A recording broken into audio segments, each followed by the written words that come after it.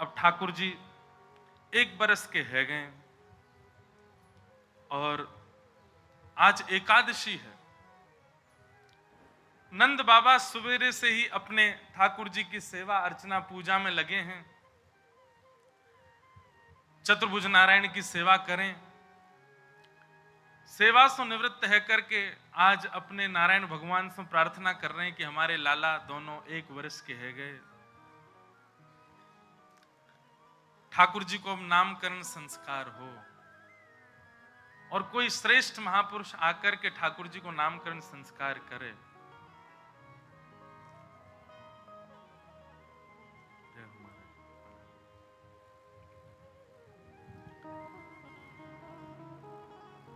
गर ग्रह प्रोहितो राजन यदुनाम सुमहातपा ब्रजम जगामनंदस्य वासुदेव प्रचोदित।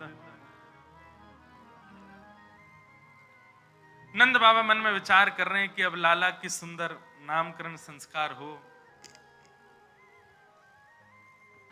नंद बाबा के कुल पुरोहित हैं सांडिल्य मुनि,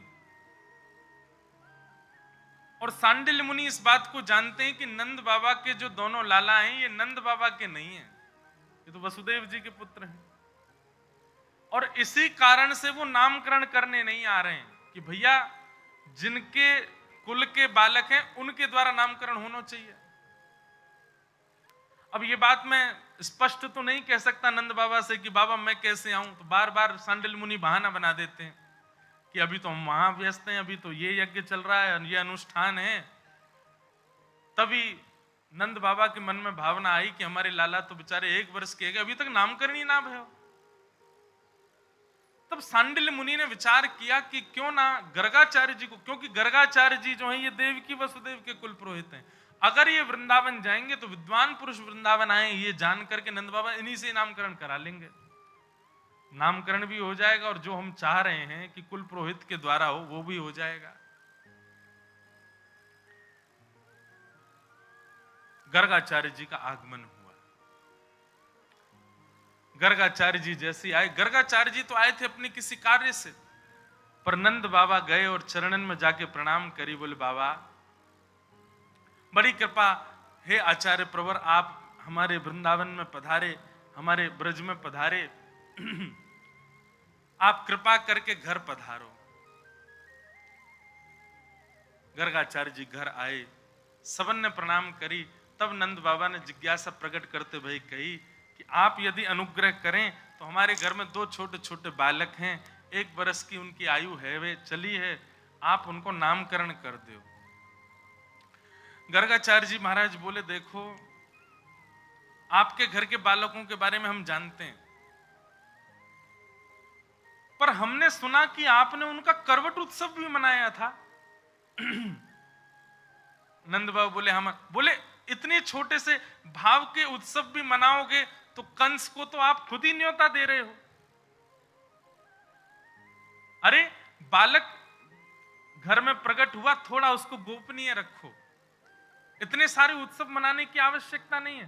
कंस को आप एक प्रकार से स्वयं ही चुनौती दे रहे हैं कि भाई देखो ये नंद नंदन हमारे घर में ही शायद बाल कृष्ण प्रभु हैं, हमारे घर में ही शायद परब्रह्म है, वो तो ढूंढ ही रहा है कि उसका शत्रु कहां है, और उसी कारण से राक्षसों का आक्रमण होता है। नंद बाबा बोले आप आज्ञा करो क्या करें। बोले नामकरण हम करेंगे, पर नामकरण ऐसा हो कि पड़ोसी को भी नहीं पता चलना चाहिए। यशोदा मैया बोली एक ही तो लाला हमारो, वाके उत्सव में सब आमे नाचे गामे, यही तो हमारो मन करे। तो गर्गाचार्य जी ने एक युक्ति बताई, और युक्ति बताते हुए बोले मैया एक उपाय है। बोले क्या? बोले अभी तक आपके यहाँ लाखों ब्रजवासी आयो करते, अब की बार एक काम करो, तुम्हारे घर में 9 लाख गैया हैं, गैयान को उत्सव मनाती हूँ, गैयान के बीच में नामकरण करो। आपकी इच्छा रहे ना कि खूब लोग आवे तो या बार गैयान को भंडारो करियो, कोई बाहर के लोगों को मत बुलाओ, गौशाला में लाला को नामकरण होना चाहिए। और श्री गर्गाचार्य जी पधारे। गर्गाचार्य जी ने आकर के सुंदर तिथि बताई, एक सुंदर लीला आती है। गर्गाचार्य जी ने कहा कल करेंगे हम नामकरण, भैया आज रात्रि यहीं रुकेंगे। मैया बोली आपकी सेवा में कोई कहा व्यवस्था करनी बताओ। बोले कछु ना, गोबर को चौका लगा दो, सामग्री दे दो, हम स्वयं बनाएंगे, अपने ठाकुर जी को भोग लगाएंगे, रात्रि शयन करेंगे, सुबह लाला को नामकरण। मैया ने सुंदर सुंदर सामग्री प्रदान करी, आटो दियो, दाल दी, चावल दिए, बोल बाबा बनाओ, प्रेम से स्वयं बना के पाओ। गर्गाचार्य जी ने सुंदर सामग्री सिद्ध करी और सिद्ध करने के बाद अपने ठाकुर जी को जैसे ही भोग थाली में पधरा करके प्रार्थना करने लगे, तुदमें वस्तु गोविंद तुभ्यमेव समर्पयेत्। अब ठाकुर जी नेक नेक घुटमन चलनो सीख गए। घुटरुन चलत रैनु तन मंडित, गोरोचन तिलक किए, शोभित कर नवनीत लिए। ठाकुर जी थोड़े थोड़े घुटमन चलते हैं। जैसी पतो चली गर्गाचार्य जी आए, सोई ठाकुर जी भीतर खेलते खेलते रुक गए। बलराम जी से बोले, इशारे में ही बोलना ना जाने, अभी इशारे में ही बोले, बढ़िया सुगंधी आ रही है, द्वार पे कोई दिव्य महापुरुष आयो, बढ़िया कछु बना रहो है।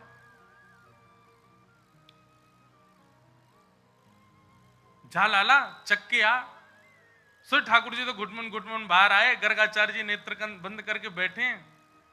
ठाकुर जी ने सामने थाल में से सुंदर खीर उठाई और खीर उठा के प्रेम से पान लगे।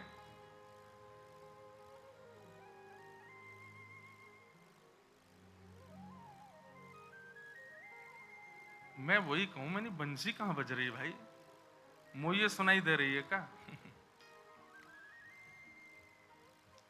बालक बैठो बजा रहे हो। मैंने कि वाह बढ़िया, आज की कथा सुन के ठाकुर जी तो ना बजा रहे, कहीं पीछे थे। बोलो वृंदावन बिहारी ला। वाह, काश ठाकुर जी बजा रहे होते, कितना आनंद आता। ध्यान पूर्वक सुनो। ठाकुर जी तो ले करके महाराज पान लगे प्रेम से। गर्गाचार्य जी के नेत्र खुले। अब एक बात सुनिए, भोग लगाते समय पर्दा आवश्यक क्यों है? ठाकुर जी संकोच करते हैं, और ठाकुर जी संकोच नहीं करते। ऐसा भाव हमारे पुष्टि मार्ग में तो ऐसा बताते हैं कि जब जैसे ही आप पर्दा करते हो भोग रखने के बाद, ठाकुर जी अकेले नहीं जीमते, सब सखान को बुलावे, आ जाओ रे भैया, आज हमारे सेवक ने देखो बढ़िया कड़ी बनाई है, और महाराज देखो बैगन को भरता बनाया हो, आलू की सब्जी बनाई, रोटी बनाई, आ जाओ सब रे। अब उन घरों की बात नहीं जहां पे केवल चना चनोरी का भोग लगता है, वहां तो ठाकुर जी खाते ही नहीं होंगे, कहा करें। सामग्री खूब बनाया करो ठाकुर जी के भोग की, क्योंकि मधुमंगल श्रीदामा नहीं तो ठाकुर जी को खूब चढ़ाते हैं। ले तू कैसे घर में बैठो, कछु ना बना में जे, तो रूखी सूखी रोटी खवा दे लाला, तो चल हमारे संग, तू को कहीं और ले चले। ठाकुर जी के लिए बढ़िया सामग्री बनाओ कि महाराज ठाकुर जी भी सखान को दिखा में, देख आज कहा बनाए हो या नहीं, बस पिज्जा बर्गर पास्ता मत बनाई हूं। कभी कभी मन में विचार करूं, कई लोग अपने घर में पिज्जा बना दे, अरे और अद्भुतता तो देखो, एकादशी वालों पिज्जा भी मिला वृंदावन में। कभी कभी मन में भाव आवे, ठाकुर जी कैसे पाते होंगे वह, खेच उतने चले जाते होंगे, दिन कहा भलाया आ गई है यार। मधुमंगल श्रीदामा कैंची लेके आ दूंगा, लाला रुक जा हम काटे। ऐसी भोग सामग्री। देखो एक बात, आज कलयुग के मॉडर्न होते जा रहे हैं सब लोग, तो थोड़ी थोड़ी सब चीज में मॉडर्नेशन आता जा रहा है, पर आप मंदिरों की विधा देखो, कई मंदिरों में टमाटर नहीं बनता, कई मंदिरों में बैगन नहीं बनता, कई मंदिरों में कई सामग्रियों का हल्दी का प्रयोग नहीं होता, कई मंदिरों में। सब जगह हमने एक बार एक पुजारी जी से पूछा कि भोग में क्या प्रधानता होनी चाहिए, तो उन्होंने 2-3 बातें कही। पहली बात, जिसका स्वरूप देख करके थोड़ी मन में भावना विचित्र होती हो, ऐसे भोग ठाकुर जी को नहीं पधराने चाहिए।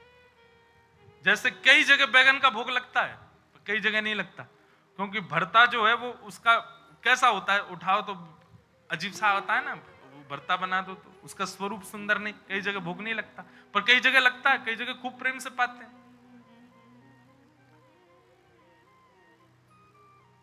कई जगह ऐसा विधान है कि जो भूमिगत सब्जी होंगी, जो भूमि के भीतर होती हैं, उन्हीं का ही भोग लगेगा ठाकुर जी को। अनेक अनेक विधा हैं। जहां आचार्यों ने इतना ध्यान रखा, प्राचीन परंपराओं का इतना भाव रखा, हमको थोड़ा भाव तो रखना चाहिए। कम से कम विदेशी सामग्री का भोग नहीं लगाओ ठाकुर जी को। ठाकुर जी को केवल अपने, कई लोग जन्माष्टमी पर ठाकुर जी के आगे केक काट देते हैं, ठाकुर जी कहते हैं कहा वाला ले आयो पतो ही ना है। अरे हमारे अनुकूल हमारे भाव की वस्तु दो। सामग्री खूब बनाओ, पर जितना हो सके भारतीय व्यंजन ठाकुर जी के लिए बनाओ। अब जितना विस्तार आप कर सको अच्छा है।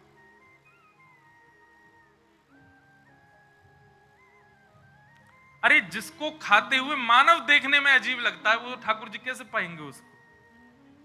अब लोग चाउमीन खाते हैं, लटक जाती नीचे, फिर उसको खींचते हैं भीतर, कितना अजीब लगता है आदमी, ठाकुर जी कैसे पाएंगे उसको। ठाकुर जी के सुख का विचार करके वही व्यंजन भोग में लगाओ। अपने सुख के लिए कुछ भी बनाते रहो, ठाकुर जी के लिए नहीं। ठाकुर जी के लिए तो वही वस्तु पधरानी चाहिए जो आज के भारतीय भाव से बनाई जाती है, वो ठाकुर जी को पधरा। और एक बात कहें, कोई अगर यहां पर ऐसी भावना रखे, बोले महाराज जी इतने व्यंजन बनाने की सुविधा घर में नहीं, तो एक सत्य घटना है। जब श्रीनाथ जी गोवर्धन से नाथ द्वारा में विराजमान हुए, तो ऐसी एक कथा सुनाई जाती है कि रसोई घर वहां पर सिद्ध हो रही थी, तो आचार्य उस समय के जो गोस्वामी थे, उन्होंने सब साथ में ही गए थे, ब्रजमंडल के ब्रजवासी हैं नाथ द्वारा में। तो ब्रजवासियों से कही हाँ भाई चलो, एक एक दिन सबके घर की बारी आवेगी, एक एक दिन अपने अपने घर से प्रसाद लेके आओ ठाकुर जी के लिए। तो मंदिर से बर्तन दिए जाते थे, और जितने बर्तन दिए गए कम से कम भर के आने चाहिए सबके घर से, बनाओ सामग्री ठाकुर जी के भोग के लिए। सबका सौभाग्य होता था कि हमारे घर की सामग्री ठाकुर जी को भोग लगेगी। एक परिवार, बड़ा अकिंचन परिवार, ज्यादा सामग्री नहीं, कुछ व्यवस्था नहीं थी, और उनके यहां थाली आई, तो थाली देख करके, कटोरियां देख के, बड़े बड़े थाल, बड़े बड़े कटोरा देख के सुखी तो बड़े हुए, लेकिन रोने लगे, कैसे करें, हम पे तो इतनी सामग्री नहीं कि हम एक कटोरा भर के भेज दें, ये थाल भर के कैसे भेजें। तब उन्होंने आचार्य जो उस समय के विराजते थे उनसे जाके प्रार्थना की, भगवान आज हमारे कितना बड़ा सौभाग्य कि हमारे घर श्री जी बाबा की थाली आई, पर हम कैसे भर के भेजें। तब आप श्री ने महाप्रभु श्री वल्लभाचार्य जी का स्मरण करके आज्ञा की कि महाप्रभु जी कहते हैं प्रत्यक्ष सेवा से भी ज्यादा अधिक ठाकुर जी मानसी सेवा को स्वीकार करते हैं। आपके घर में अगर सामग्री नहीं है तो मन में भावना शुद्ध करके, मन में एक एक सामग्री को निर्माण करके और पात्रों का स्पर्श करके उस सामग्री को पात्रों में पधराते जाओ। महाराज वो भक्त सब सामग्री पात्र लेकर के आए, पात्रों को धो करके अपने सामने रखा, अब सामग्री अपने हृदय में बना रहे हैं। सुंदर लकड़ी चेताई है, कंडे लगाए हैं, ऊपर चूल्हा पे एक पात्र रख दिया है, पात्र में अब घी डाल दिया, आहा सुगंधी आ रही घी की, और घी की सुगंधी में बढ़िया छौंक लगाए, और छौंक लगा करके सामग्री डाली, टमाटर डाले, जे डालो, वो बढ़िया साग बन गयो, साग लेकर के एक पात्र में पधरा दियो। अब दूसरे पात्र में खीर बनाई है, खीर बना करके एक पात्र में पधरा दे। अब ठाकुर जी को बढ़िया हाथ की रोटी बनाई है, बाजरे की रोटी बनाई है, सब मन में चिंतन करते जा रहे हैं, और बाहर प्रत्यक्ष जो थाल आए हैं उनका केवल स्पर्श करते जा रहे हैं। हाँ ये सामग्री इसमें, ये चटनी इसमें, अचार इसमें, कड़ी इसमें, खीर इसमें, मिष्ठान इसमें, दूध भोग की सामग्री इसमें, और सब भाव इतने शुद्ध मन से, इतने भाव से व्यवस्थित किए। महाराज की मानसी में सोचते सोचते उनको चिंतन हो रहा है कि सामने अग्नि जल रही है, उसकी लपट मोतक मोकू अनुभव है रही है, सामग्री जो बन रही है वहां की सुगंधी कैसी है, इलायची और केसर डालवे पे सुगंधी भी उनको अनुभव है रही है। नेत्र बंद है मानसी भाव से, खाली थालन को स्पर्श करते जा रहे हैं। तभी पत्तल लेकर के आए, वस्त्र लेकर के आए, सब थालन के ऊपर पत्तल और वस्त्र ढक दिए। घर के सब लोग अंशों कही अपने अपने कंधा पे उठा करके सामग्री ले चलो भोग के लिए। खाली थाल हैं देखने पर सब लोग पत्तलन में भर भर करके और सब खाली खाली बर्तनन को लेके मंदिर में गए। और वहां जाकर के जो आचार्य थे उनको भी बोलते जा रहे हैं, जे कढ़ी भोग है, जे खीर है, ये रोटी सामग्री है, ये दूध घर की सामग्री, सब सामग्री देते गए। उस समय के जो आचार्य थे उनके नेत्र सजल हो गए। आज ठाकुर जी के आगे खाली भोग की सामग्री रखी गई है और कही नाथ मानसी से एक भक्त सिद्ध करके लायो, स्वीकार करो। और आचार्य पर्दा करके जैसे ही बाहर आए और समय अनुकूल जान के जैसे ही भीतर प्रवेश कियो, जितनी सामग्री की भावना रखी थी वो सामग्री सब प्रकट हो गई और प्रकट है कि ठाकुर जी ने स्वीकार करी।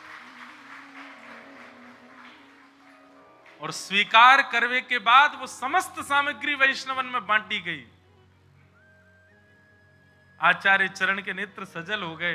क्यों? बोले माने तो मन में बनाई, पर ये प्रकट सामग्री मुझे तो ऐसा लगा स्वयं श्याम सुंदर बना के लाए होंगे, वहां घर में व्यवस्था नहीं, हम ही बना दें। तो पर्दा आवश्यक है ठाकुर जी के भोग में। क्यों? कई भावना उसके पीछे। एक भावना यह भी कि ठाकुर जी अपने सब सखाओं, अकेले नहीं पाते ठाकुर जी, सब सखाओं को बुलाते हैं। ठाकुर जी तो संकोच नहीं करते पर सखा संकोच करते हैं, इसलिए ठाकुर जी कहते हैं भैया नहीं हमको प्राइवेसी दे जाओ, हमारे सखा आवेंगे, मधुमंगल श्री दामा तन सुखा मन सुखा धन सुखा सब बैठ जामे, सब ले ले करके प्रेम सो पावे। या हमारे ठाकुर जी के लिए पर्दा। कोई निकुंज रस को उपासक है तो निकुंज रस में क्या है, सखियां आती हैं, श्री किशोरी जी आती हैं और किशोरी जी को भोग पहले सखी लगावे और फिर किशोरी जी को पवा करके किशोरी जी की प्रसादी ठाकुर जी पावे। अब ये हमारे सामने तो करेंगे नहीं ठाकुर जी, इसलिए अंतरंग भाव के लिए उनको पर्दा चाहिए। तो निश्चित है भोग के समय अनवसर किया करो। और यदि पर्दा की व्यवस्था नहीं है तो भुजा से ही, अब जैसे कल परसों एक उत्सव था तो वहां पे उनके ठाकुर जी का उत्सव था, हम आरती करने की, मेरी आदत में तो आरसी दिखाऊं ठाकुर जी, तो आरसी नहीं थी वहां पे, तो हमने भुजा की आरसी दिखाई, लो लाल जी, और फिर भुजा की आरसी दिखा के फिर स्वयं भी देखें, हाँ बढ़िया सुंदर लग रहे हो। तो भावना बहुत प्रधान है भक्ति में, वस्तु प्रधान नहीं, व्यंजन प्रधान नहीं, भावना प्रधान। जैसे बीड़ा भोग ठाकुर जी को नित्य आना चाहिए, बीड़ी भोग। अब लोगों के घर में बीड़ी की व्यवस्था नहीं है तो अपने भुजा कोई ऐसे बीड़ी की भावना रखो और ठाकुर जी के अधर से स्पर्श कराओ, बीड़ी ठाकुर जी बीड़ी पा रहे, भावना की सेवा। आज भी किसी ने पूछा, बोले महाराज जी आप मना करते हैं कि ठाकुर जी को कहीं लेके जाओ तो पूरी व्यवस्था लेके जाओ, नहीं लेके जाओ, व्यवस्था नहीं है तो मत लेके जाओ, तो फिर अकेले घर पे कैसे छोड़ के आए। भावना करो, हे यशोदा मैया, हे नंद बाबा, हे सब सखाओं, हे सब सखियों, हे सब ब्रजवासियों, अब जे घर आपको है 3 दिन के काजे हम जा रहे हैं, खूब उधम मचाओ, सब आ जाओ। जे रही रसोई, यहाँ पे आटो रखो, यहाँ पे दाल रखी है, यहाँ पे सामग्री रखी है, हे यशोदा मैया जब जब लाला को भूख लगे आप बना के पवाए दियो, हम 3 दिन के काजे जा रहे हैं। ये भावना करके जाओ, शुद्ध पवित्र फल ठाकुर जी के समीप रख के जाओ, जल की झारी जी रख के जाओ, ठाकुर जी को शयन मुद्रा में सुला करके आप जाओ। लेकिन याद रहे 2 दिन से ज्यादा मत जाइए, 2-3 दिन की बात तो ठीक है, पर उससे लंबे जा रहे हो फिर तो फिर व्यवस्था पूरी लेके जाओ। 3 दिन तक 2 दिन तक तो ऐसी सेवा आप मानसिक करके, लेकिन विश्वास पूर्ण होना चाहिए। चाहे कहीं गए हो आप, समय समय पर आपको याद आनी चाहिए कि हाँ अब ठाकुर जी का भोग बनना होगा, अब ठाकुर जी राजभोग कर रहे होंगे, अब ठाकुर जी की शयन की व्यवस्था है गई होगी, यशोदा मैया सुवारे होंगी, ये चिंतन मन में रहना चाहिए, तभी आपकी सेवा वहां चल रही होगी। आप अनुभव करेंगे, 1 बार 2 बार ऐसी भावना चित्त में रखोगे ना, तो फिर लौट के जब घर आओगे, काऊ देना तो ठाकुर जी की व्यवस्था में, ठाकुर जी के निकुंज में, ठाकुर जी के सिंहासन पर कछु तो अनुभव ऐसा होगा कि आपको पता लगे कि हाँ सब यहां आए और ठाकुर जी की सेवा करके गए। भावना प्रधान। तो गर्गाचार्य जी महाराज नेत्र बंद करके श्लोक बोल रहे हैं, त्वदीयम वस्तु गोविंदा तुभ्यमेव, हे शालिग्राम भगवान प्रसाद पाओ। माला जप रहे हैं, इतने में ठाकुर जी आए, भीतर से निकल के आए और शालिग्राम भगवान के आगे से एक खीर की सामग्री उठाई, प्रेम से पान लगे। गर्गाचार्य जी के जैसे नेत्र खुले, साधना पूरी भई, जय हो मेरे गोपाल जी।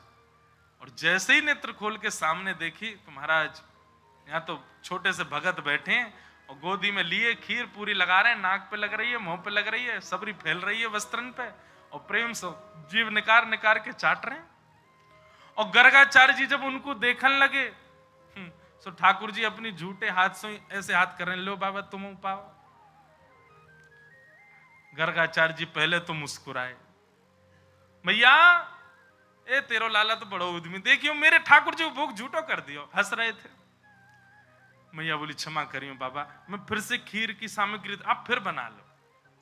ठाकुर जी को उठा करके भीतर, ठाकुर जी मन में सोचने लगे, मैया पात्र तो संग में ही दे देती, ने के ही पायो पूरा पा ले। तो ठाकुर जी भीतर छोड़ दिए। बलराम जी बोले कैसी लगी लाला खीर? बोले बढ़िया ही जोर की, लेकिन बाबा बड़ो खतरनाक है, मैया तो शिकायत कर दे बुला बुला के। कोई बात ना लाला, तू तो भक्त वत्सल है। अब दूसरी बार खीर बनाई, फिर से भोग लगा, जय हो ठाकुर जी क्षमा करियो, छोटे बालक ने आपको भोग झूठो कर दियो, अब के पाओ त्वदीयम वस्तु गोविंद। ठाकुर जी तो फिर खड़े है गए, दाऊ दादा देख ले फिर बुला रहा हूं मैं। लाला तू चलो जा। बोले जाने मैया को बुलाया तो? बोले मैया बुलावे तो तू पूतना वाले हाथ दिखाई दियो। ना ना पूतना वाले हाथ तो ना दिखाऊंगा, मेरो नामकरण करवे आयो है। ठाकुर जी गुटमुन गुटमुन गुटमुन चल के बाहर आ गए। फिर से खीर को पात्र उठा के पान लगे। गर्गाचार्य जी के नेत्र खुले तो अब के तो गर्गाचार्य जी को क्रोध आ गया। अरे यशोदा पहले ही मना कर दे भैया, अगर तेरे घर में हमारे ठाकुर जी भूखे रहेंगे हम कहीं और चले जाएंगे, देख तेरो लाला बार बार झूठो कर जाए। यशोदा मैया आई, चरणन में गिर गई, बाबा क्षमा कर दो, लाला छोटो नटखट बहुत है। मैया ने ठाकुर जी पकड़ के कमरा में बंद कर दिए, अब के न करके नहीं आवे को बाहर। गर्गाचार्य जी तीसरी सामग्री बना रहे हैं और बीच बीच में खिड़की की ओर देखते जा रहे हैं। खिड़की पे लदे भाई ठाकुर जी गर्गाचार्य जी को देख रहे हैं। बोले अब क्या बोला तारी के तो बताऊं मैं। गर्गाचार्य जी बहुत सुंदर भाव लगता है। गर्गाचार्य जी ने तीसरी खीर बनाई, अपने ठाकुर जी को पधराई, जय जय अब की बार नहीं आवे वो बालक कमरा में, आप तो प्रेम से पाओ। हे शालिग्राम भगवान त्वदीयम वस्तु गोविंद तुभ्यमेव समर्पयेत्। ठाकुर जी तो नीचे उतर करके आए, किवाड़ विवाड़ खोल करके बाहर निकल आए और अब तो क्रोध में ही है, भौं चढ़ी हुई है ठाकुर जी की। और थाल में से खीर को पात्र उठा के गोद में बैठ गए और अब तो आवाज कर करके खाने लगे कि इनकी आंख खुले। और जैसे ही पान लगे गर्गाचार्य जी ने पकड़वे के काजे, समझ गए बोले बालक आ गया, जैसे ही नेत्र खोले और पकड़नी चाहिए, नन्हे से गोपाल जी की चार भुजा प्रकट है गई। दो भुजान से तो खीर को पात्र पकड़ रखो है और दो भुजान से ठाकुर जी एक एक भुजा में खीर भर भर के दोनों भुजान से पा रहे हैं।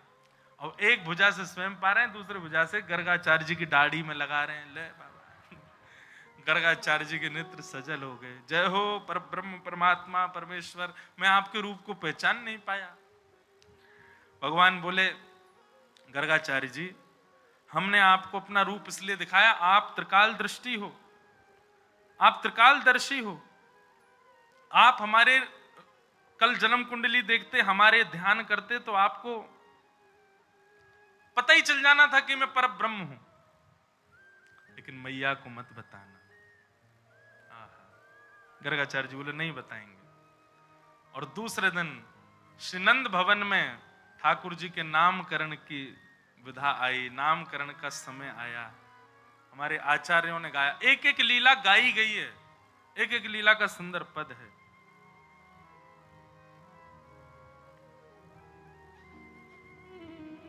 नंद्र गह आयो गर्ग विधि जान, राम कृष्ण के नाम करण हित यदुकुल के सन्मान।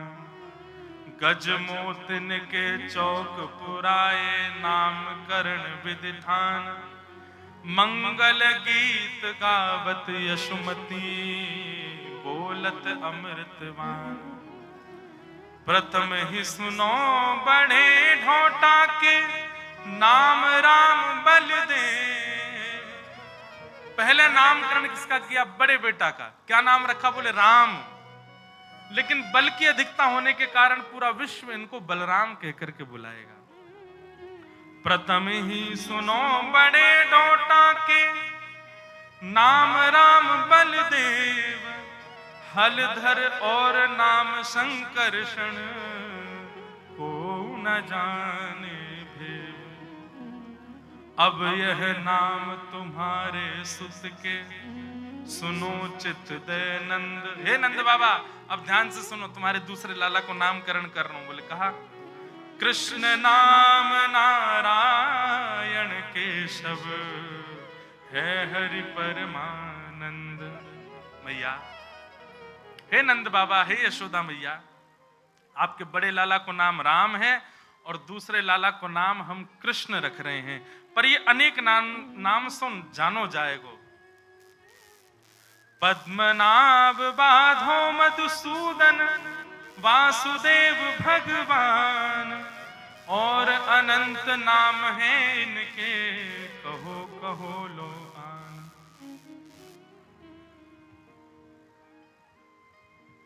गर्गाचार्य जी ने नामकरण किया। नंद सुवन त्रिभुवन के ठाकुर तिनके नाम धराए। परमानंद प्रभु अखिल लोकपति गोप वेश धर धाय। बड़े बालक का नाम राम और छोटे बालक का नाम कृष्ण रखा गया। भागवत जी में वर्णन आता है कि भगवान के वर्ण के ऊपर नाम रखा गया। केसर तिलकम कृष्ण वरणम। केसर तिलकम कृष्ण राधारमणम। हरे हरे राधारमणम हरे हरे।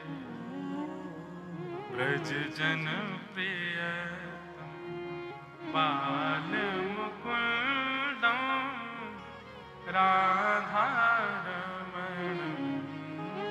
हरे हरे राधारमणम।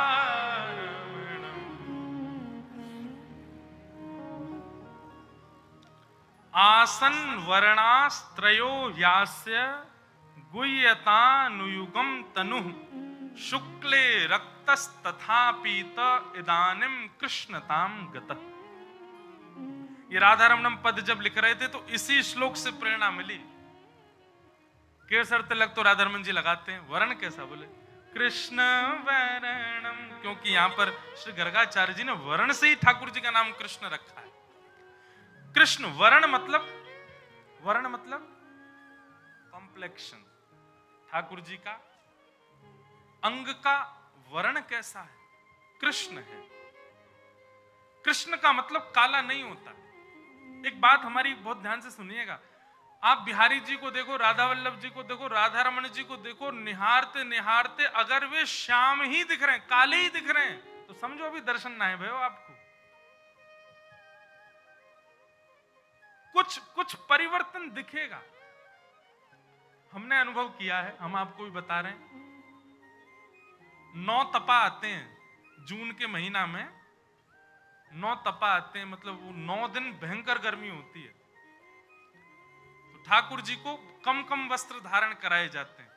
वृंदावन में तो हमारे राधा रमन जी हैं जो न कम ही पहने, कभी तो बस एक कॉपीन पहन के ही आ जाएं बस। श्रीनाथ द्वारा में भी ठाकुर जी को केवल बहुत कम वस्त्र धारण कराए जाते हैं, अंग का दर्शन होता है। जब आप अंग को गौर से देखेंगे ना ठाकुर जी के, तो आपको अनुभव होगा। नाथ द्वारा में तो हमको हुआ गौर वर्ण का। कुछ लाल लाल लालिमा से दिखी श्री ठाकुर जी में। तब एक आचार्य भी वृंदावन की आज्ञा कर रहे हैं कि भैया ठाकुर जी यदि श्याम ही दिख रहे हैं, ठाकुर जी कारे ही दिख रहे हैं, तो समझो अभी आपके दर्शन में कोई चूक है, भजन में कोई चूक है। लेकिन यदि दर्शन करते करते ठाकुर जी श्याम नहीं, आपको कृष्ण वर्ण के दिखे, कछु अलग ही कांति सी दिखे, कारे भी नहीं है लेकिन प्रकाश भी पूरा पूरा दे रहे हैं, तब समझो कि हाँ अब ठाकुर जी दिखे। श्याम वर्ण के दिख रहे हैं, कारे कारे दिख रहे हैं, तो मतलब अभी ठाकुर जी ने आवरण को दर्शन कराया, अपने मूल रूप को दर्शन नहीं करा रहे हैं। ठाकुर जी मूल भाव से कारे नहीं है। कृष्ण वर्ण क्यों? कृष्ण वर्ण कैसा है? ना कारे हैं, ना नीले हैं, ना सांवले हैं, कछु अलग ही वर्ण है।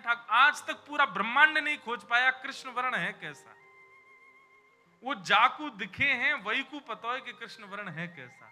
नारद जी तो कहते हैं कि इस वर्ण का कभी कोई चित्रकार इसको बना नहीं सकता, कोई वर्णन करता इसका वर्णन कर नहीं सकता, वो कृष्ण वर्ण है। इसलिए वर्ण के कारण मैया मैं आपके लाला का नाम कृष्ण रखता। ये तो वर्ण के ऊपर नाम हुआ, फिर ठाकुर जी के नाम के और भी कई अर्थ बताए गए। ठाकुर जी के नाम के और भी कई अर्थ बताए। जो कर्षतीत कृष्ण, कर्षण करे वो कृष्ण है। इस प्रकार भगवान के क्या है रो भैया, ये सुंदर सुंदर भावों से नाम कृष्ण बताए गए। मैया आपके लाला के बहुत सारे नाम होंगे, बहुनि संति नामानि। इस प्रकार भगवान का नामकरण हुआ, तो भगवान का नाम रखा गया कृष्ण। बोलो बाल कृष्ण लाल की। अब ठाकुर जी 1 बरस के है गए। मैया ने मन में विचार करी, बोले लाला को नामकरण तो है ही गए, अब या को कर्ण भेदन संस्कार और करो, कान छेदन करो। ऐसी हमारी शास्त्रों में आज्ञा है, 16 संस्कारों में भी कर्ण छेदन संस्कार आता है, कान छिदवाना चाहिए छोटे छोटे बालकों का। अब उसकी पूरी विधा तो शास्त्रों में बड़ी अद्भुत बताई है। ठाकुर जी के कर्ण छेदन का समय आया,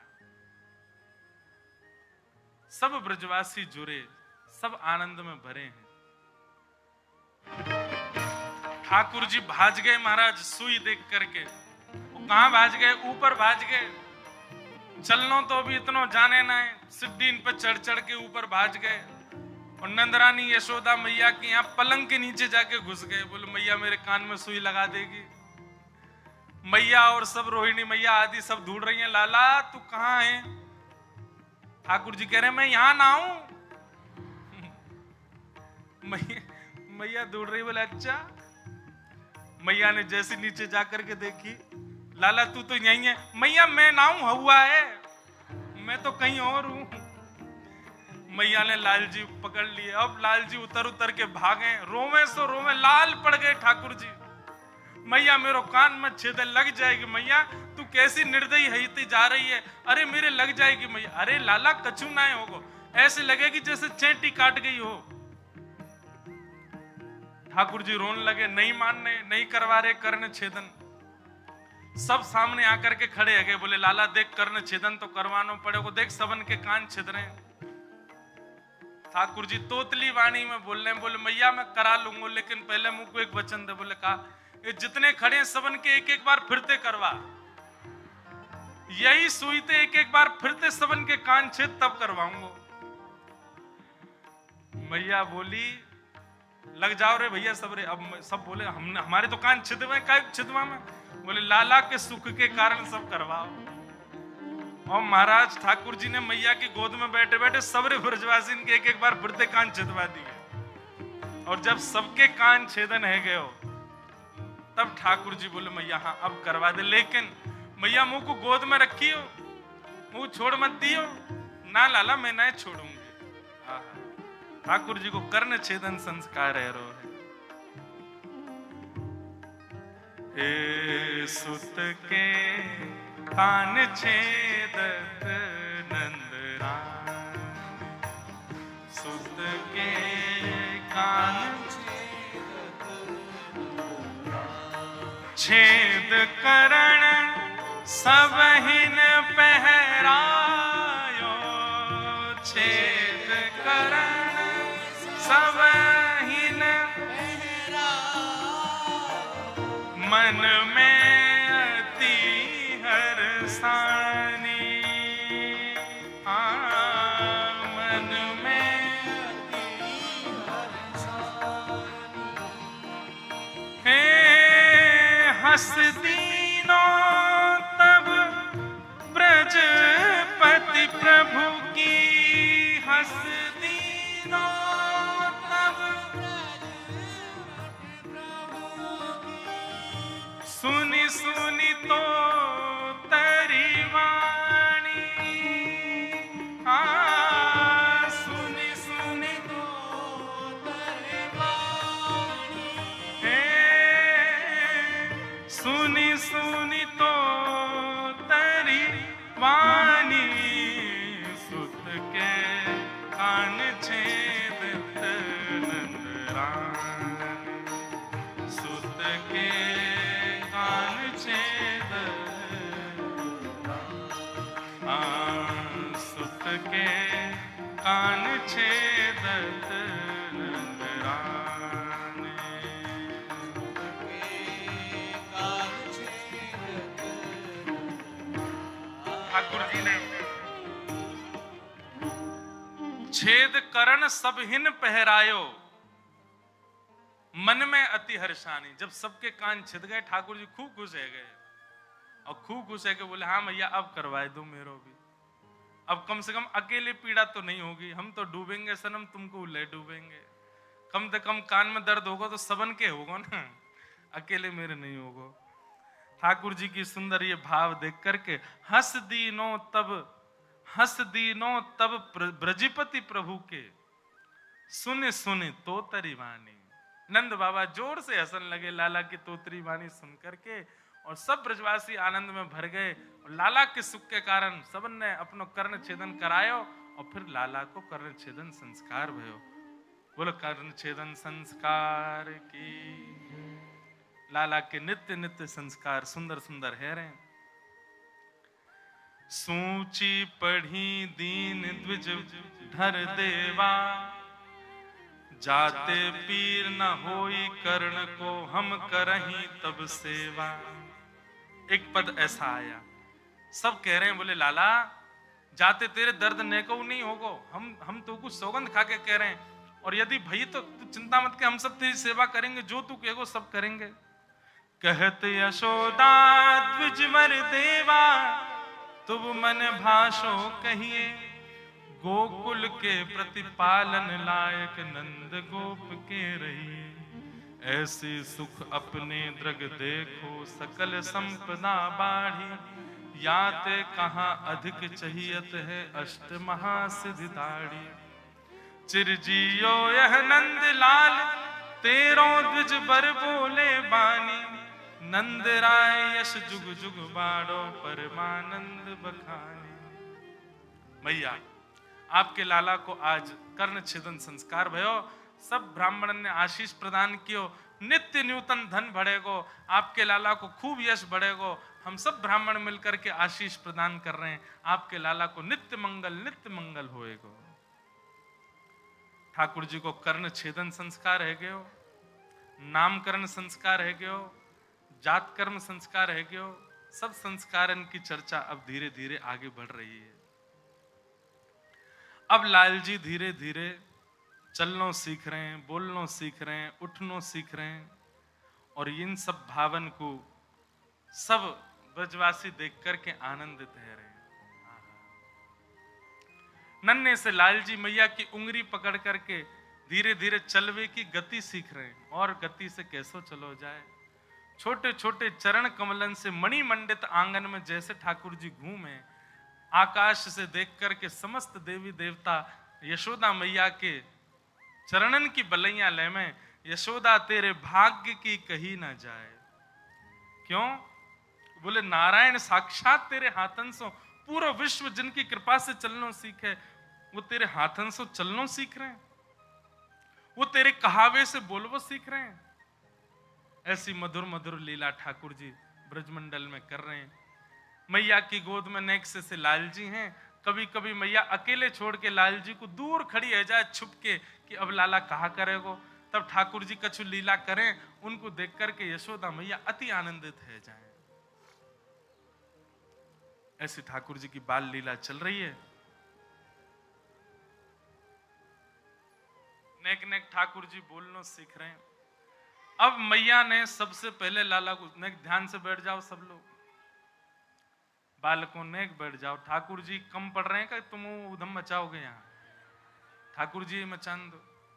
तो महाराज अब मैया ने ठाकुर जी को याद करा दियो, कहा लाला जी कहा है। ठाकुर जी बोले मैया कहा है? बोले ये नाक है। अब मैया जब भी कहें लाला तेरी नाक कहाँ है, सो ठाकुर जी यूं पकड़े। लाला तेरे कान कहाँ है, ठाकुर जी यहाँ पकड़े। लाला तेरे गाल कहाँ है, जेरे गाल ले लो। तेरा पेट कहाँ है, तो पेट पकड़ ले। हाथ कहाँ है, हाथ पकड़ ले। पाम कहाँ है, जेरे पाम। ऐसे ठाकुर जी सब सीख गए, जैसे छोटे छोटे बच्चों को सिखा देते हैं मैया, ऐसे ठाकुर जी भी सीख गए। नेक बालक उनको शांत कर लो मैया है। तो अब मैया तो सब गोपीन को बुला लाई। अरे मेरो लाला तो सब जाने, कछु पूछ लो मेरे लाला तो। सब गोपी सामने बैठ करके बोली लाला तू सब जाने। बोलो वृंदावन बिहारी लाल की, श्री राधा रमण लाल की।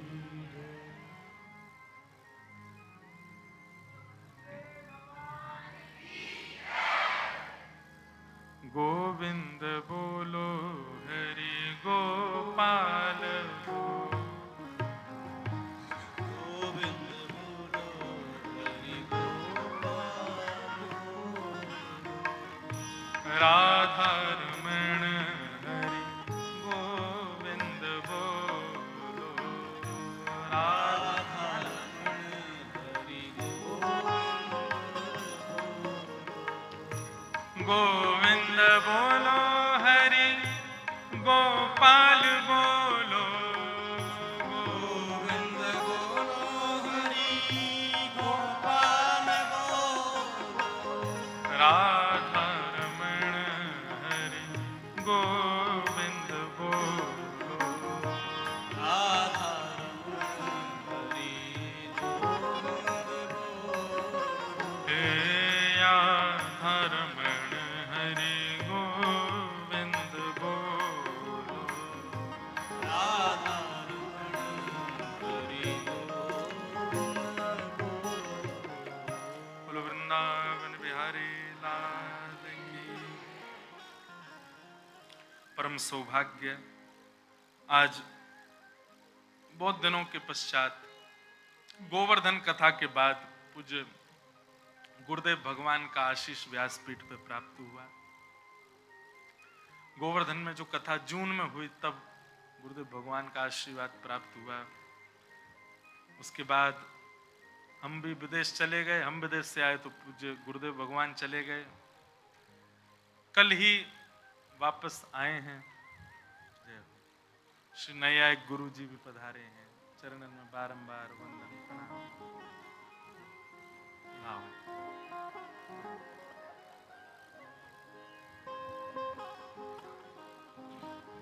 गोविंद जय जय मेरो गोपाल जय जय गोविंद जय जय गोपाल जय राधा रमण हरि गोविंद जय जय राधा रमण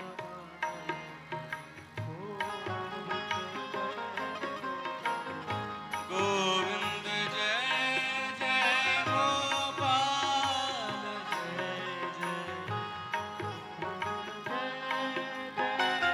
गोपाल जय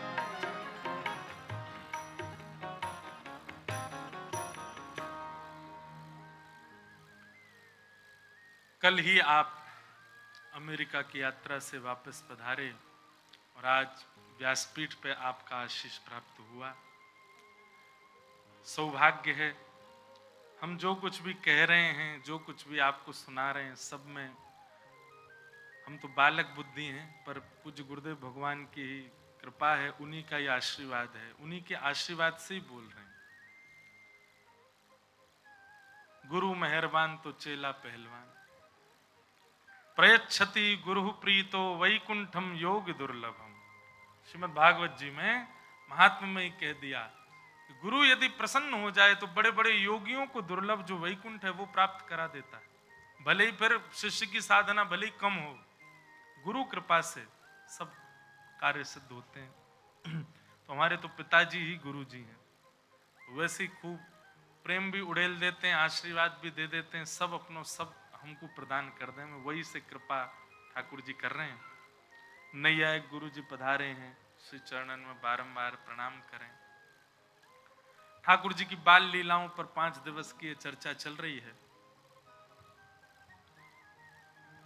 तो ठाकुर जी को मैया ने सिखा दियो, लाला जे नाक है, जे आंख है, जे जीव है।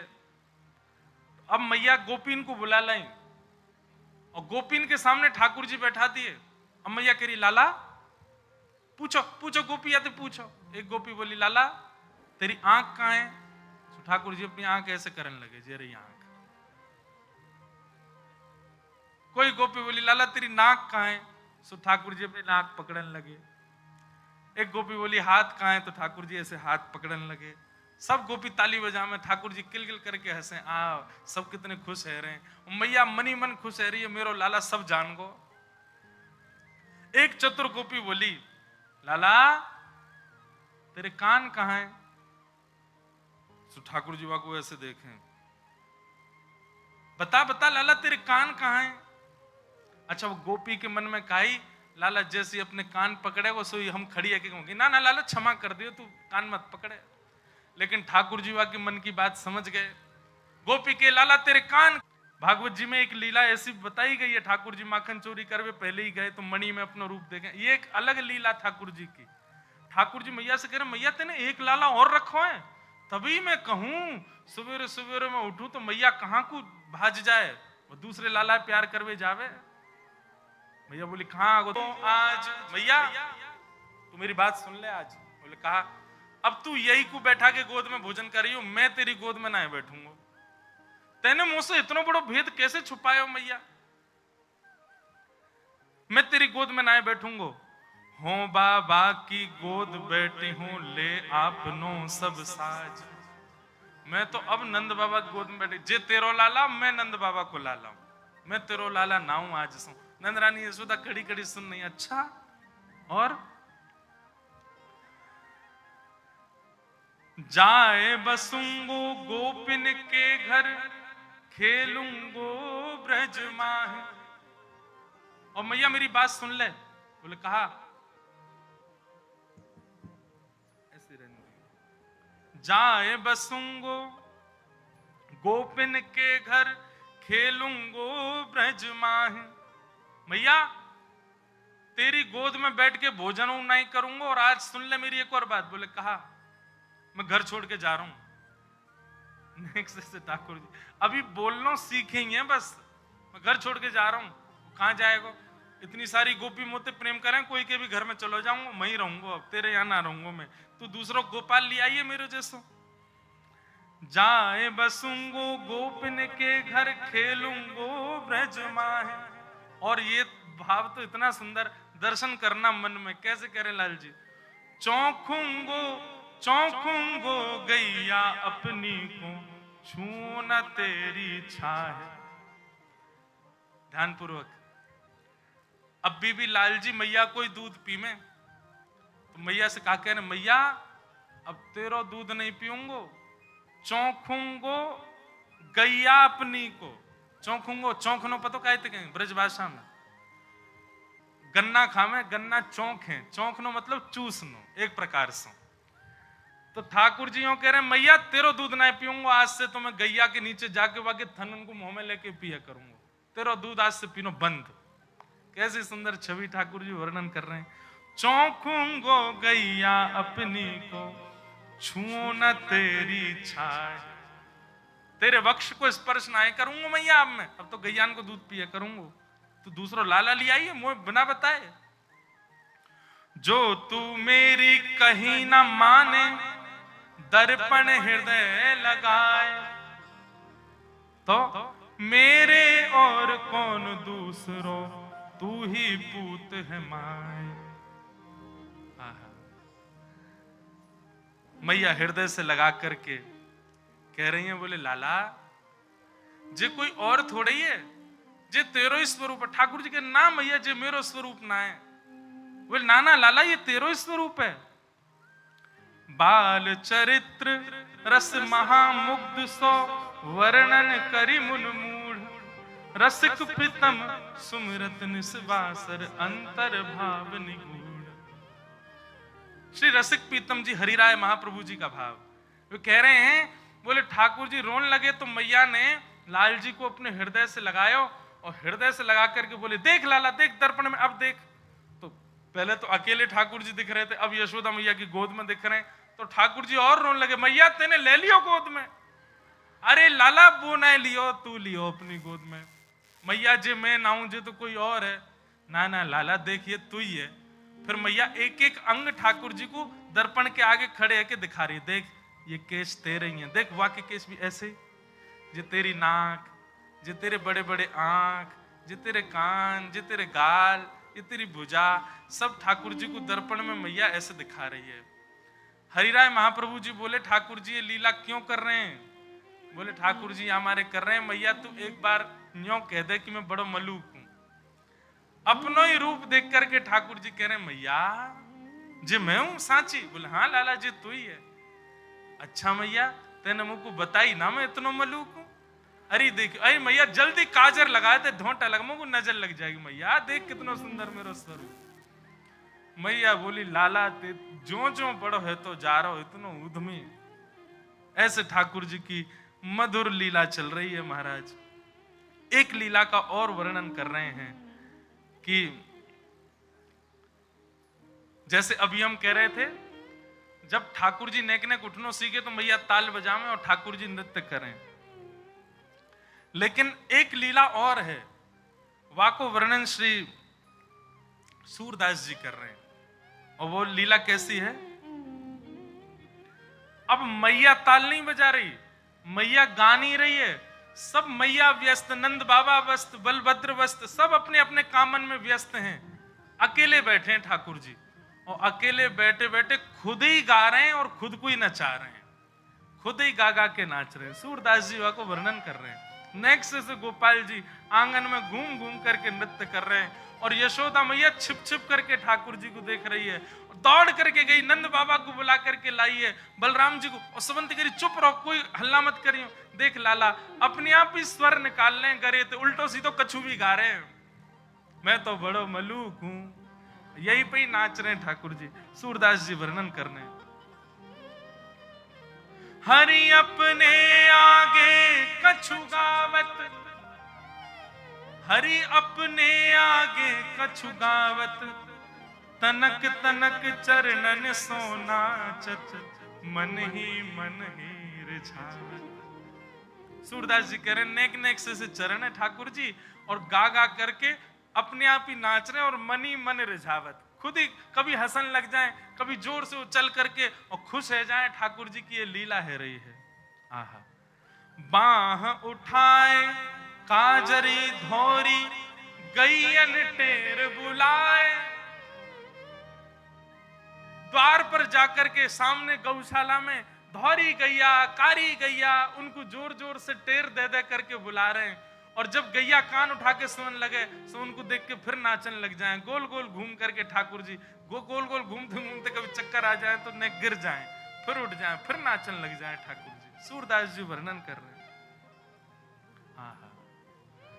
कब हुक बाबा नंद पुकारत, कब हुक घर को आवत। कभी जोर से बाबा, नंद बाबा कह करके बुला में, और नंद बाबा के हाँ लाला। सो जैसे नंद बाबा दिख जाए उनको देख के फिर नाचन लग जाए, अपना नृत्य दिखा रहे हैं। नेक्स्ट से गोपाल जी, छोटे से गोपाल जी, माखन तनक लेत कर अपने, तनक बदन न भावत। हाथ में मक्खन ले ले में नेक नेक वाकू चाटे और चाटते चाटते इतनी सुध नहीं है ठाकुर जी की मेरो हाथ टेढ़ हो है मक्खन गिर जाएगा। इतनी सुध नहीं है। नेक्स्ट से गोपाल जी छोटे बालक को पता ना रे सामग्री गिर रही है तो ऐसे हाथ कर लें चाटन लगे ऐसे ही रहने सो मक्खन गिर के उनके तन पे लग जाए। माखन तनक लेत कर अपने तनक बदन में लावत कबहू प्रतिबिंब खम्ब को लो नील दिखावत। और कभी ठाकुर जी नाचते नाचते नाचते नाचते जैसे ही खम्बान में लगे भय दर्पण के आगे पहुंच जाएं तो एक बार आगे निकल के फिर वापस आवे और फिर अपने रूप को देख करके कभी बंदरन जैसे मुंह बनावे, कभी जोर जोर से चिल्लावे, कभी दूर से दौड़ के आवे और अपने प्रतिबिंब से ही कछु बात करवे लग जावे। आहा, ऐसी ठाकुर जी की लीला चल रही है। देख देख जसुमती यह लीला हरख आनंद बढ़ावे सूर शाम के बाल चरत नित ही नित देखत भावे। हरिजू अपने आगे गावे, हरिजू अपने आगे गावे। ऐसे ठाकुर जी मधुर मधुर लीला कर रहे हैं।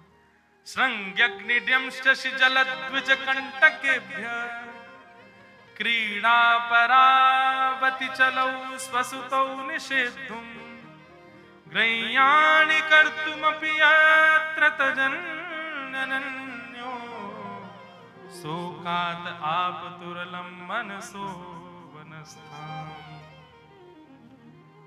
अब धीरे धीरे लाल जी ने और बड़े होते जा रहे हैं, ज्यों ज्यों अपनी लीला में विस्तार करते जा रहे हैं, ऊधम बढ़ाते जा रहे हैं।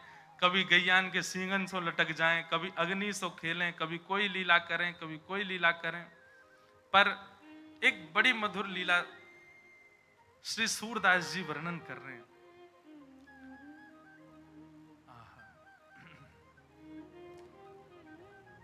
ठाकुर जी की बाल लीला में किशोरी जी भी आई हैं। ठाकुर जी की नेक नेक सी लीला चल रही है और वहां में किशोरी जी को आगमन भयो है। किशोरी जी आते ही महाराज ऐसे चार चांद लग जाए ठाकुर जी की लीला में। सूरदास जी वर्णन कर रहे हैं। खेलन के मिस कुंवर राधिका नंद भवन में आई हो। खेलन के मिस कुंवरी राधिका नंद भवन में आई हो। खेलन के मिस कुंवरी राधिका नंद भवन में आई हो। किशोरी जी ठाकुर जी अब नेक नेक बाहर निकलने लगे तो बाहर निकल के काउदना गए होंगे जमुना जी पे। वहां किशोरी जी को ठाकुर जी आमंत्रण दिया है। नेक्स्ट से किशोरी जी, नेक्स्ट से लाल जी। ठाकुर जी निमंत्रण दिया है हमारे नंद भवन में आ जाइयो खेलवे के काज। अब यहां सूरदास जी जो वर्णन कर रहे हैं उस लीला को चिंतन कीजिएगा। ठाकुर जी कोई बात पे नंदरानी यशोदा मैया से लड़ रहे हैं, भीतर जोर जोर से चिल्ला रहे हैं, चीख रहे हैं और महाराज गिर गिर करके जमीन पे जिद कर रहे हैं कोई बात की। वही समय किशोरी जी आ गई। ठाकुर जी लोटे पड़े हैं जमीन पे और माथों पीट रहे हैं, मैया तो कह रहे हैं मेरी बात मान। वही समय किशोरी जी आ गई हैं। सूरदास जी वर्णन कर रहे हैं। खेलन के मिस कुंवरी राधिका नंद भवन में आई हूं। सकुचत हसत मधुर स्वर बोली घर है कुंवर कन्हाई हूं। सूरदास जी कह रहे कि जैसे किशोरी जी आई तो बड़ी संकोच में मंद मंद हंसती भई और बड़े धीमे से बोली घर में कुंवर कन्हाई हैं। उनने मोसों कही कि घर आ जाइयो खेलवे के काजे। आहा, जैसे ही सुनी महाराज द्वार पे कोयल बोल रही है। ठाकुर जी ने अपनी स्थिति देखी, मैं पड़ा हूं, बाल बिखेर लिए, मूड़ मार रहा हूं सिर में, नीचे जमीन में मैया ते कोई लड़ रहे हैं। सुनत श्याम को किल धुनवानी निक से अति अतुराई हूं। जैसे ही सुनी महाराज की किशोरी जी आई हैं, तुरंत ठाकुर जी तो अपनी सबरी बात भूल गए और बिल्कुल महाराज, माता सु कछु क्लेश करत हैं, रीस डारी बिसराई हो। मैया से जा बात पर लड़ रहे, कलेश कर रहे, बाकू सब बातन को भूल गए, अपने बारन को समारन लगे, अपने वस्त्रन को ठीक करन लगे और ठीक करके मैया से, मैया ते तो सबरी रिस विस जो होती सब भूल भाल गए। मैया बेलन लेके खड़ी हाथ में, कोई बात पे लड़ लिए मैया ते। लेकिन सूरदास जी कह रहे हैं किशोरी जी को देख करके अपनी सबरी गुस्सा भूल गए ठाकुर जी, और मैया के पास जाकर के बोले, मैयारी तू इनको चिन्हत बारंबार बताई हो। चीनत ब्रज भाषा को बड़ो पुरानो शब्द है। चीनत मतलब तू या को चीने, मतलब या को जाने। मैयारी तू इनको चीनत बारंबार बताई हो। मैया तू इनको जाने, हाथ पकड़ के ले गए, किशोरी जी को दिखा रहे हैं, तू इनको जाने। मैया बोली ना, मैं तो पहली बार देख रही हूं। बोले यमुना तीर काल हो भूलो, बाह पकड़ ले आए हो। मैया बोली मैं तो ना जानू लाला, लेकिन तू कैसे जाने, तेरो कैसे परिचय है गो। ठाकुर जी बोले मैया मैं तो अभी नयो नयो घर ते बाहर निकलनो सीखूं। बोले हाँ, कल मैं जमुना जी गयो। बोले अच्छो, फिर? बोले लौट के आ रहो सो मैं मार्ग भूल गो, घर को नंद भवन को रास्ता भूल गो, तब जे मेरो हाथ पकड़ के मुंह को बाहर तक छोड़ के गई। यमुना तीर काल हो भूल्यो, भां पकड़ ले आई हो। आवत यहाँ तो सकुचत है, मैं दे सोह बुलाई हो। मैया याकू तू यहाँ आवे में बड़ो संकोच है रो, तो से संकोच करे, देख मोती ही लड़ रही है बेचारी, वो कैसे आवे तेरे सामने। मैया या मारे मैंने अपने करुण भाव ते, मैं तो बड़ो कोमल हृदय कहूं ना, मेरे कोमल हृदय से रीच करके जे यहाँ आई है मैया। सूर श्याम ऐसे गुण आगर, नागर बहुत रिझाए। मैया तेरो स्वर सुन के बेचारी बड़ी घबरा गई, पर मेरो स्वर सुन के या के मन में बड़ो प्रेम उत्पन्न है गयो, सो मैंने घर बुलाई है, मैं मौसम बड़ी रीझ गई है मैया। अब मैं अकेलो पड़ जाऊं खेलवे को, दाऊ दादा तो बहुत बड़ो मौसम, तो या को खेलवे के मिस मैंने घर को बुलायो है। मैया करी अच्छो लाला, बढ़िया लीला करो दोनों। और अब श्यामा श्याम दोनों मधुर लीला कर रहे हैं। बाल लीला में ही ठाकुर जी इतना आनंद कर रहे हैं। ऐसे सुंदर लीलान को दर्शन और श्रवण अब कर रहे हैं हम आप सब। ठाकुर जी की बड़ी मधुर लीला है। अभी तो चोरी लीला प्रारंभ होगी। चोरी में भी दूध की लीला चोरी की अलग है, घी की अलग है, दही की अलग है, मक्खन की अलग है, सबन की अलग अलग लीला ठाकुर जी मधुर भाव से कर रहे हैं। श्री सूरदास जी महाराज बार बार बलैया जाते हैं। ऐसे ठाकुर जी की मधुर लीलान के हम बार बार बलिहारी हैं।